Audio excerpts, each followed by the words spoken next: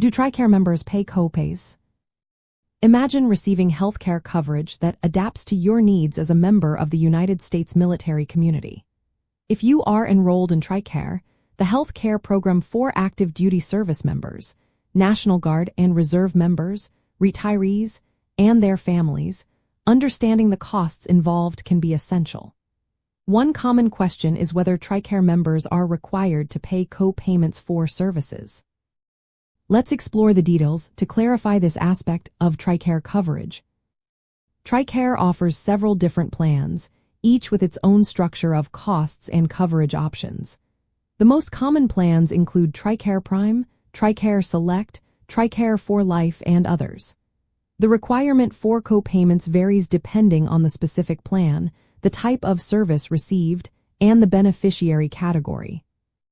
For TRICARE Prime, which functions similarly to a health maintenance organization, members typically pay co-payments for outpatient services. These co-payments are fixed amounts set by the Department of Defense and are generally lower than those for other plans. For example, outpatient visits to network providers often requiring a copayment of around $20 for active duty service members and their families, with retirees and their families paying approximately $25. Emergency room visits may involve higher copayments, often around $50, depending on the circumstances and the plan. TRICARE Select, which is a preferred provider organization plan, usually involves members paying copayments for outpatient and inpatient services. These copayments can vary based on the type of service and whether the provider is within the TRICARE network.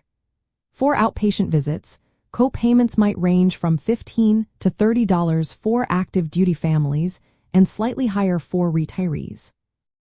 Inpatient hospital stays often involve co-payments of around $100 per day, with a maximum cap over the course of the stay. It is important to note that some services may be exempt from co-payments, especially if they are considered preventive care or are provided at military treatment facilities. Additionally, certain categories of beneficiaries, such as active duty service members, typically do not pay co-payments for most services, as their health care is fully covered under their active duty status. For services covered under TRICARE for Life, which is available to military retirees and their dependents who are age 65 or older and enrolled in Medicare, co-payments are generally not required for Medicare-covered services. Instead, costs are primarily covered by Medicare, with TRICARE acting as a secondary payer. In summary, whether TRICARE members pay co-payments depends on the specific plan, the type of service, and the beneficiary category.